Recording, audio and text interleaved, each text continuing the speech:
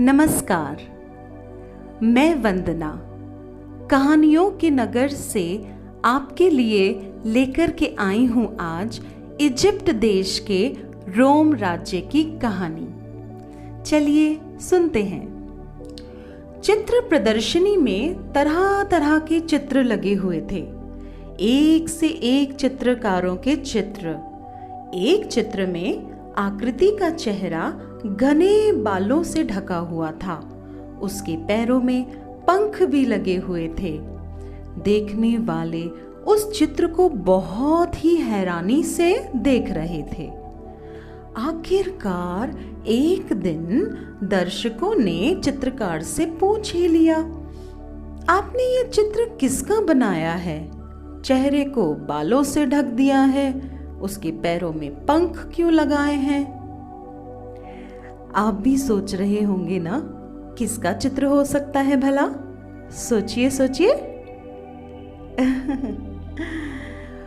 फिर उस कलाकार ने समझाया, इस चित्र के जरिए मैं एक संदेश देना चाहता हूं। यह चित्र अवसर का है। लोगों ने पूछा, हम कैसे मान लें कि यह चित्र अवसर का है?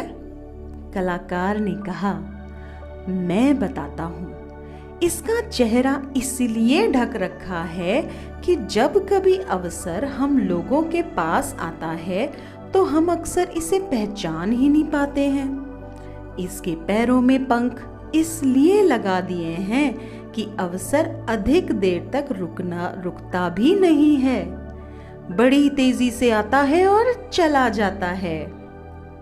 एक बार उड़कर गया तो फिर उसे कोई नहीं पकड़ सकता। यूं तो यह हमें अवसर हर जगह उपलब्ध होता है, फिर भी अक्सर हम ये रोना रोते हैं कि हमें कुछ करने का मौका ही नहीं मिला। लेकिन अगर हम बारीकी से देखें तो समझ में आएगा कि रोज हमारे सामने एक से एक अच्छा अवसर आया और हम उसको पहचान ही नहीं पाए, उसका उपयोग ही नहीं कर पाए। अवसर का सदुपयोग करने के लिए दिमाग और आंखें खुली रखने की आवश्यकता है। अवसर की तलाश में सिर्फ लोगों को सुनना, देखना ही नहीं, बल्कि यह भी देखना है वे क्या नहीं बोल रहे हैं, क्या नहीं देख रहे हैं। असफल आदमी को हर अवसर में बाधा ही दिखाई देती है, जबकि सफल व्यक्ति हर बाधा में भी अवसर देखता है। ये बिल्कुल सही बात है कि जब भी डिफिकल्ट टाइम्स आते हैं, कुछ लोग बहुत डिप्रेशन में हो जाते हैं और कुछ लोग उसी को ही एक सुनहरा अवसर बना के उसे सफलता में बदल देते हैं।